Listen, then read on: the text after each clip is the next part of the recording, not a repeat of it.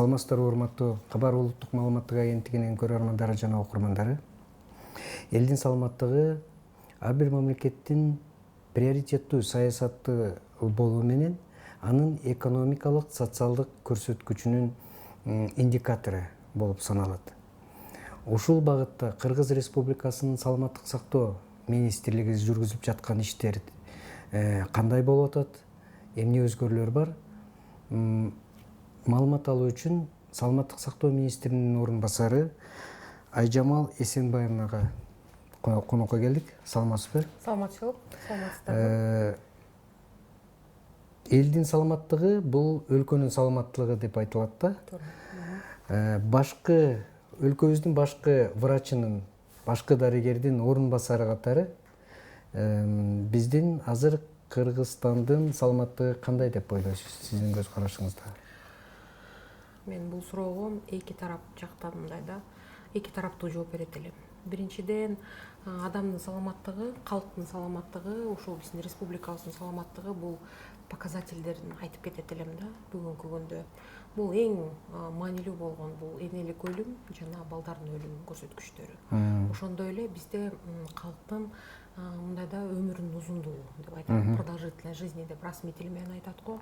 Бул боюнча айтсак, Кудайга шүгүр, бүгүнкү күндө ушул энелик өлүм жана балдардын өлүмү баягы мындайда сниженияга кетип атат.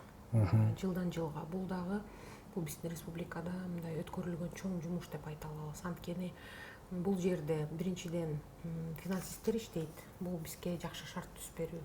Экинчиден клиницисттер иштейт. Клиницисттер жаңы протоколдорду кабыл алат, жаңы руководстволорду кабыл алат, жаңы стандарт операциондук процедур дегендерди кабыл алат. Байма-бай окутуулар болот, онлайн түрдө семинарлар болот, опыт алмашуу болот. Анан ушунун негизинде мен айта алам, бүгүнкү күндө саламаттык сактоо ошо калктын ошол эң негизги көрсөткүчтөрү бүгүнкү күндө жаман эмес. Былтыркы жылкыга, мурдагы жылкыга салыштырмалуу мындайда мен айта алам, акыркы 10 жылдан бери мындай кичинеден ылдыйга түшүп баратат. Бул көрсөткүчтөр, Бул көрсөткүчтөр. Анан кийин средняя продолжительность жизни деп айтабыз. Бүгүнкү күндө средняя продолжительность жизни дагы биздин республикада мындайда кичинеден кошулуп атат. Бул дагы жогорулап атат. 20-жылы пандемия болуп өттү. И пандемия бүгүнкү күндө саламаттык сактоодо эмне проблема бар экенин дабдана көрсөтүп кетти да.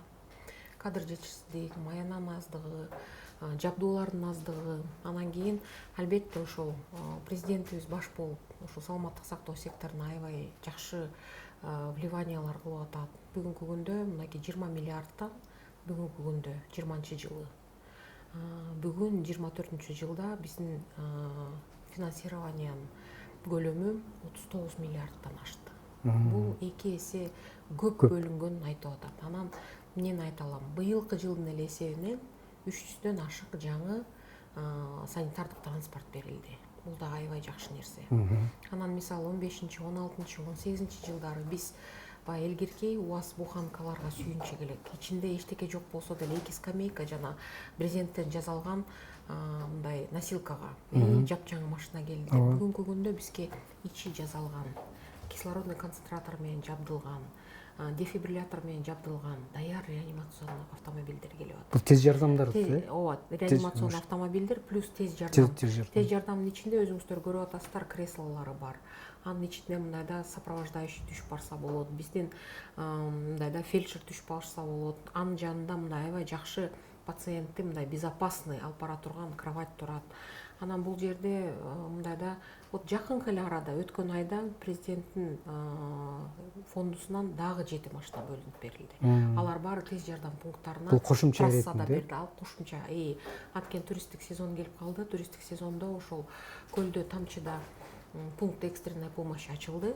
И ошол жерде ошол пунктту мындай бекемдегенге биринчиден, экинчиден Боом капчыгайында биздин өзүбүздүн медпунктубуз бар. Ошол медпункттун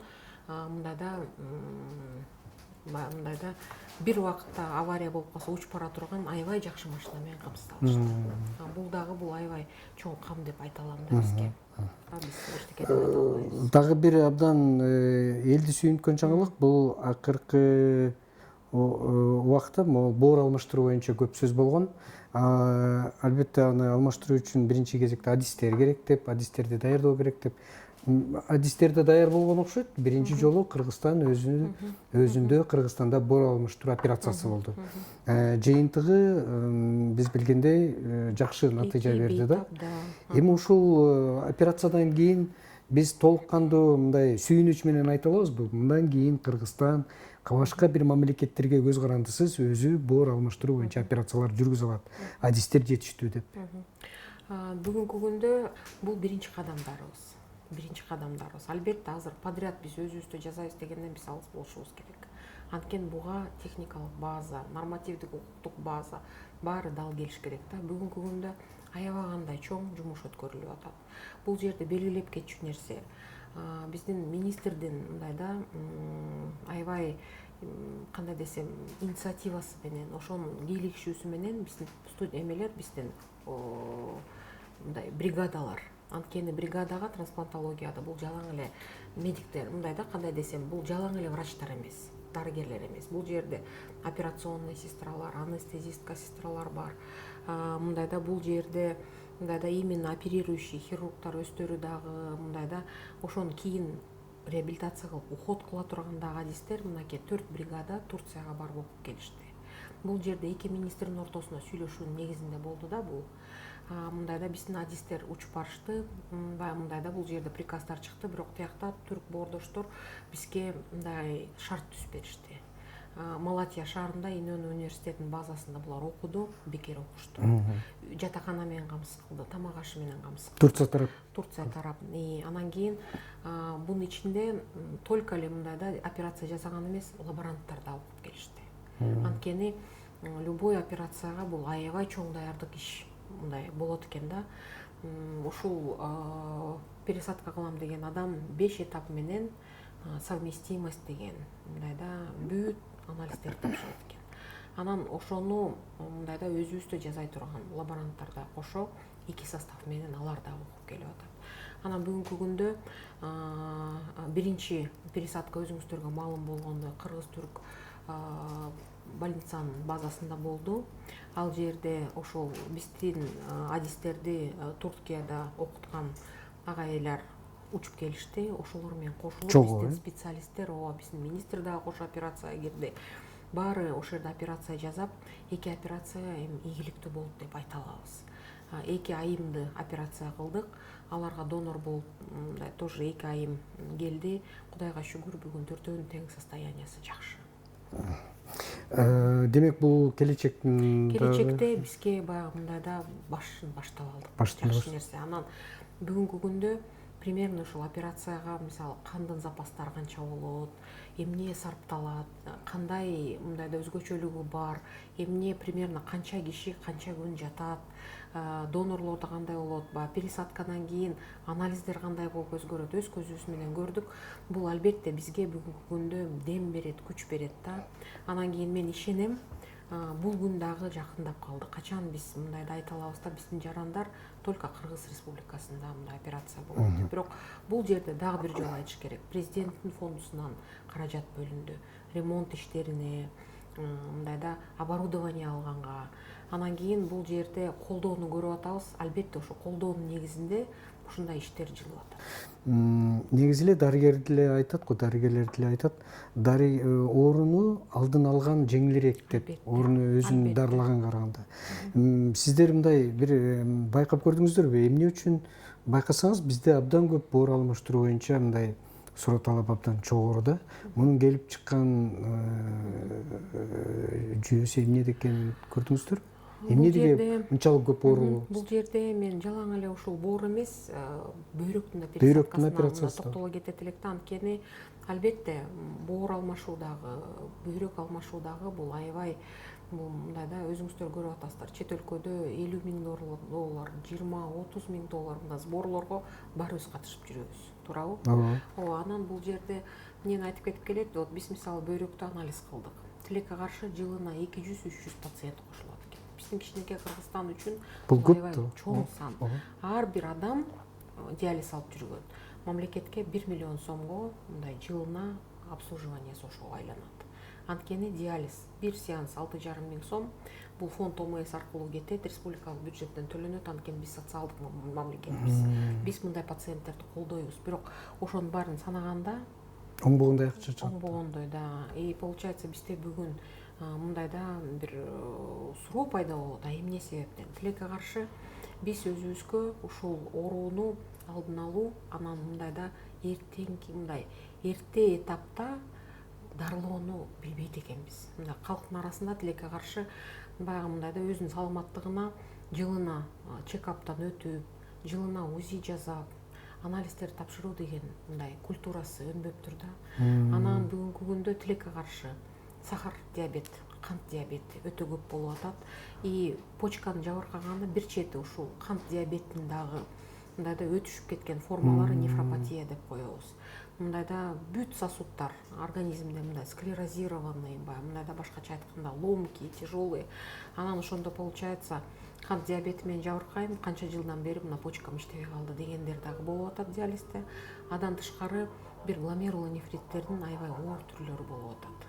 Мындайда почкасы ооруйт, тилекке каршы баягы кичине белим уюп жүрөт, мындай кичине бетим шишип жүрөт, колум шишип жүрөт дейт. Анан эле мындай больницага жаткырсаң, белок чыгат, албетте кан чыгат арасында.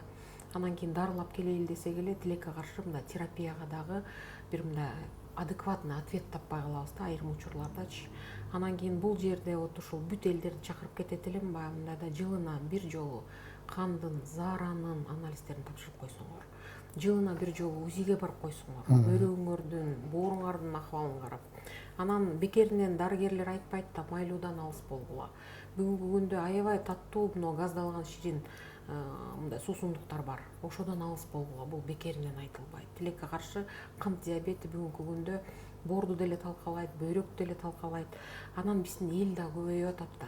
Жылдан жылга население көбөйгөндө албетте оорулардын да саны көбөйөт экен. Анткени бир популяцияда кайсыл бир процентке чейин да бул оорулар пайда болот экен. И болот экен, и адамдар ооруйт экен. Бирок бизде көбүнчө бир моментте келип туруп пересадкага эметет. Анткени буга чейин биз билбептирбиз дейт, биз вирусный гепатит болуп ооруганбыз. Анан эле уже цирроз стадиясында алыбыз кетип эле арыктап баштаганда обследование кыла коебуз, тилекке каршы Алмаштыруу керек уже болуп алмаштыруу операция. керек болуп калат. Анан семья албетте стресске, шокко дуушар болот. Мындай огромный каражатты анан Финансылык каражат.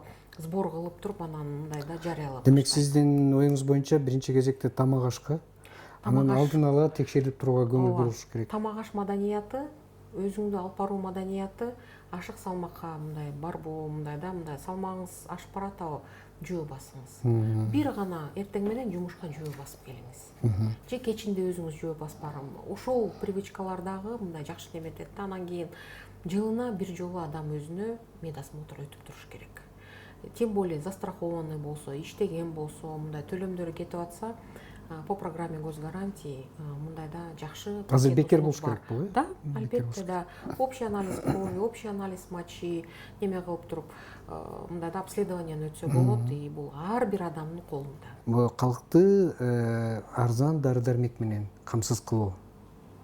Ошол эле убакта жанагы коммерциялык, жанагы ортомчу аптекалардын бир аз иштерин ооздуктоо, себеби абдан эле 10 эселеген, 20 эселеген кымбат дарылар менен, анын качествосу, жанагы сапаты текшерилбеген дарылар менен камсыздап аткандыгын көзөмөлдөө деген бир иштер болду эле.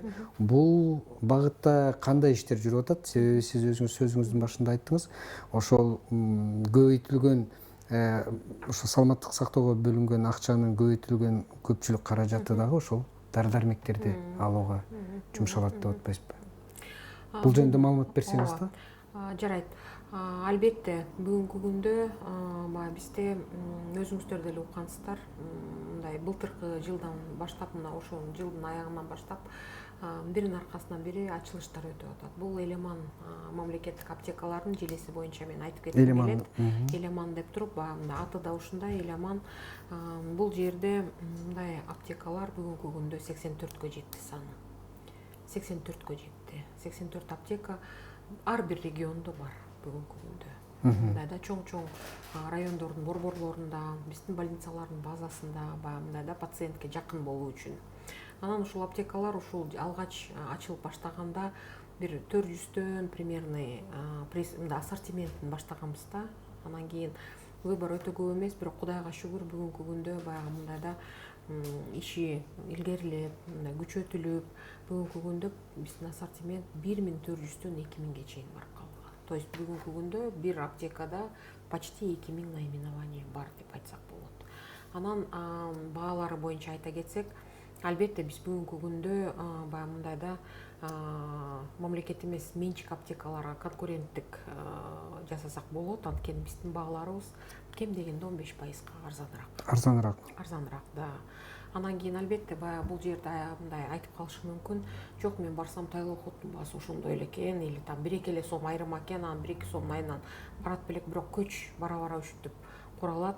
Албетте ассортиментти көбөйтүү боюнча дагы деле иш аракеттер болуп атат, жаңы аптекалар боюнча иш аракеттер болуп атат. Мен ишенем, бир күнү болбосо дагы бир күнү биз мындай достойный конкурент болуп бере алабыз. Бул эми жумуштун башталышы. Бул жумуштун башталышы. Бул жумуштун башталышы, анткени Элеман аптекалары даже бирге чыга элек да, мындай Элеман департаментичи бүгүнкү күндө. Анан 84 аптеканы мындайда кыска мөөнөттүн ичинде ачыш, бул дагы бул чоң жетишкендик. Саламаттык сактоо жөнүндө сөз болгондо, сөзсүз бул ошол дарыгерлердин кызмат көрсөткөн сапаты боюнча сөз болот да, квалификациясы деп коет го. Айрыкча эми шаарда мүчүнүктүү, себеби борбор шаарда мүмкүн бул көйгөй анча деле билинбеши мүмкүн, бирок региондордо, алыс аймактарда мындай квалификациясы жогору врачтар жетишсиз деп айтылат. Ошонун эң негизги жүйөсү бул айлык маянасынын аздыгы, иштөө шартынын жетишсиздиги деген жүйөлөр айтылып келет да. Бул жаатта кандай иштер жүргүзүлүп жатат? Түшүндүм. Мен дагы региондо иштеп келгем, райондо дагы, областта дагы. Туура айтасыңар. Бүгүнкү күндө мисалы республикалык деңгээлде жана облустук, райондук деңгээлде медициналык жардамдын сапаты албетте мындайда эки башка понятие болот. Анан кийин бирок бүгүнкү күндө биз мындайда райондо дагы, областта дагы ушул деңгээлге жеткирүү боюнча аракеттерибизди кылып атабыз. Анткени биринчиден бул бүгүнкү күндө тез жардам жана транспорт менен камсыз кылуу жагын мен айттым го сиздерге. Ушул ковидтен бери аябай көп жаңы жакшы сарпталган транспорт бөлүндү бүт региондорго. Бул бир. Экинчиден мындайда мен айтып калдым, илгерки мындайда компьютерный томографияга только Бишкекке барыш керек деген жок азыр. Азыр жок. Ооба, бүгүнкү күндө ар бир областной центрде компьютердик томография иштеп атат. Мындай жабдылган, жасалган. Ошондой эле бир топ организация бүгүнкү күндө санарип рентгендерди, санарип флюораларды алды. Бул дагы бул чоң жетишкендик. Ошондой эле көпчүлүк организациялар экспертный класстагы, жакшы класстагы УЗИлер менен камсыз болду. Бул дагы баягы мындайда райондогу, облусттагы саламаттык сактоо уюмдарынын деңгээлин жогорулатат. Анан мындайда мен түшүнөм сиздин сурооңузду. Бул жерде жаш баланы мындай просто пустой кабинетке алып келип, болду сен ушул жерге окулист болосуң десем, мен эмненин негизинде иштейм деген суроо пайда болот да. Курал жарак керек да. Курал жарак керек, албетте, таблицалар керек, аппараттар керек. Анан ошонун негизинде гана иштейт. Ошол жабдуу боюнча дагы мына вот сумма жана айтылды го сизге, мына 2 эсе көбөйтүлгөн каражат алып атабыз. Албетте бул приобретенияга да кетет. Анан кийин бул бир. Экинчиден децентрализация интернатуры деп мындай бизде приказдар чыккан. Мурун интерндер интернатураны мындай мединститутту бүтүп, бирок ошол врач болом деп туруп, баягы мындайда как магистратура или как постдипломная, как практика такая расширенная, эл менен иштегенде 1 жыл, 2 жыл магистратура, мындай интернатура менен ординатурадан өтөт. Анан ошол интерндерди жана клиникалык ординаторлорду биз региондорго жиберип баштадык. Анткени бул дагы ушул жерде иштеген дарыгерлерге биринчиден региондо наставник бар, барат жанында жүрөт, мындай үйрөнөт да. Анан кийин бул дагы мүмкүн жагып калса иштеп калат деген. Мүмкүн жагып калса ошол региондо калып калат деген максатта бизде. Анан кийин эң жүйөлүү бул айлык маяна боюнча айтып кеттиңиздер. Мына айлык маяна боюнча биздин ажообуз мына өткөн жумада эле Ысык көлдө экинчи резиденцияда аябай чоң жумушчу жыйын чогултуп, ошол жерде мындайда билим берүүнү, саламаттык сактоону, фомсту баарын чакырып туруп указга кол коюлду. Анан бул жерде баягы биздин кесиптик майрамдын алдында биз үчүн дагы мындай аябай жакшы мындай жаңылык болду да. Ошол бүгүнкү күндө айлык маянасы ошол 1 сентябрдан баштап дарыгерлерге 50%, медайымдарга 20%, ошондой эле баягы технический персонал деп коебуз го. Анын ичинде айдоочулар дагы бар, 10%га айлык көбөйөт деп. Андан тышкары меры стимулирующего характера дейт. Мисалы с 1 июля бизде илгери депозит врача деген стимулирующая программа бар болчу. Эгер сиз региондо иштесеңиз, депозитке киресиздер, сизге айына мисалы вот 8200 башталган, анан кийин азыр 37664 сом кварталда бир жолу депозитке түшүп турчу.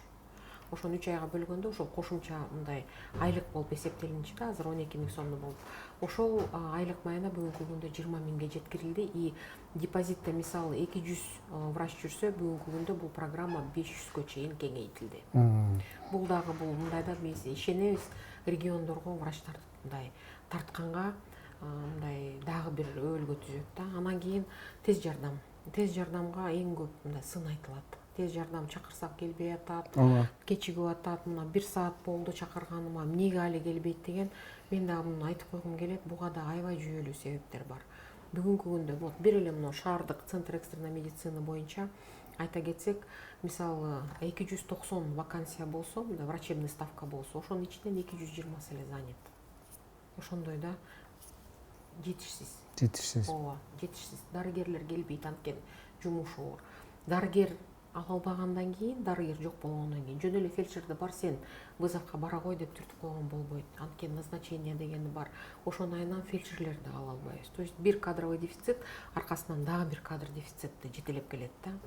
Анан кийин азыр ушул тез жардамдын врачтарына дагы кошумча 20.000 сомдон стимулирующий выплата төлөнүп. Кызыктыруучу айлык. Ооба, мисалы сиз тез жардамга врач болуп барам десеңиздер, сиз өзүңүздүн айлыгыңыздан тышкары дагы 20.000 сом ооба алып турасыз. Биз ишенебиз, эми может келе баштайт деп. Ооба, Кудай буйруса. Анан андан тышкары бизде бүгүнкү күндө аябай орчундуу бул педиатрлардын жетишсиздиги, балдар врачтардын, анестезиолог, реаниматолог, мындайда вот ушул специальностьтар, вот 4 специальность тоже получат стимулирующий выплаты 20 000 сомов. Бул аябай жакшы нерсе. Неонатолог, эмелер алышат да ушул выплатаны. Анан бул аябай жакшы нерсе. Анан биз сүйүнүп атабыз. Бул жаңы эле кирдиби? Бул жаңы кирди, с 1 июля. Мына указ менен кол коюлду. Ошол жарыя болду. Эми жыйынтыгын эми көрүнөт. Эми Кудай буйруса, ооба, мына күздө уже мындай айтып калсак болот да. Мындайда мынакей Кудайга шүгүр, ушул стимулирующий выплатанын негизинде хирургдардын саны көбөйдү, неонатологдор, анестезиолог, реаниматологдор, педиатрлар көбөйдү деп эми Кудай буйруса үмүт кылабыз. Жакшы. Бул негизи мамлекеттик дарыканалар менен, бейтапканалар менен жана частный деп коет го, частный клиникалар, жеке менчик клиникалардын ортосунда мындай атаандаштык болгондо көбүнчө карапайым эл мындай сапаты жакшы деп жеке менчик бейтапканалар тандап кетишет да. Болбосо ошол эле дарыгерлер мамлекетте да иштейт, жеке менчикте да иштейт. Бирок эгерде кандайдыр бир маселе пайда болсо жеке менчик клиникада дарыландык, менимче сиздерге келет болуш керек, саламаттык сактоо министрлигине арыздооматтарын айтып. Негизи эле министрлик бул жеке менчик бейтапканаларды көзөмөлдөө тарабы кандай жүргүзүлөт негизи? Эми бул жерде албетте жеке клиниканы ачуу үчүн бул лицензиянын талаптарын аткарыш керек. Албетте мындай лицензиянын негизинде гана иш жүргүзө алат. Лицензиянын аябай оор талаптары бар. Ошонун помещенияга болгон талаптары, дарыгерге болгон талаптары, анан баягы мындайда рабочий процесс кандай шарттарда түзөт, ошол боюнча. Ошолорду аткаргандан кийин советке салынып, чоң советтен анан буга лицензия беребизби, бербейбизби деп бир топ кишилер чечим чыгарышат. Лицензия алгандан кийин албетте ошол лицензиянын негизинде мекеме уюм иш алып барат. Бирок бүгүнкү күндө билесиздер өзүңүздөр, есть закон о защите предпринимательской деятельности, албетте. ошондуктан мораторий дагы жарыяланды, өзүңүздөр билесиздер. Сиз текшерип жүргүзө албайсыздар. Текшерүү жүргүзө албайбыз, бирок арыз түшсө, албетте арызга реакция кылып туруп, барып клиникаларды текшергенге укугубуз бар, арыздын негизинде. Арыздын негизинде. А так максатсыз мен жөн эле өтүп бараттым эле, мен барып текшере калайынчы деген жок. Баягы мурункудай плановый выезддер азыр убактылуу токтоп турат. Бирок арыздын негизинде Көзөмөлдө турбайбы мындай караганда? Мен мындайда таптакыр көзөмөл жок дегенден мен алыс болоюн. Анан эң негизи баягы мындайда албетте баягы клиникаларга деле мындай көп эле мындай нааразычылыктар болот. Кээ бирде түшүнбөстүк болот. Кээ бирде баягы мындайда жакындарыбыздан барганда баягы мындай кылып койду, анан биз башканы күткөнбүз деген дагы болот. Анан албетте иш алып барабыз, албетте баягы мындай иштей турган дагы көп мындай жумуш алдыда. Анан кийин бирок таптакыр эле биз эч ким бул частныйга кирбейт, эчтеке деп айта албайт, текшербейт, карабайт дегенден алыспыз. Сизге убактыңызды бөлүп, бизди кызыктырган суроолорго жооп бергениңизге рахмат айтабыз. Ишиңиздерге ийгилик болсун. Рахмат.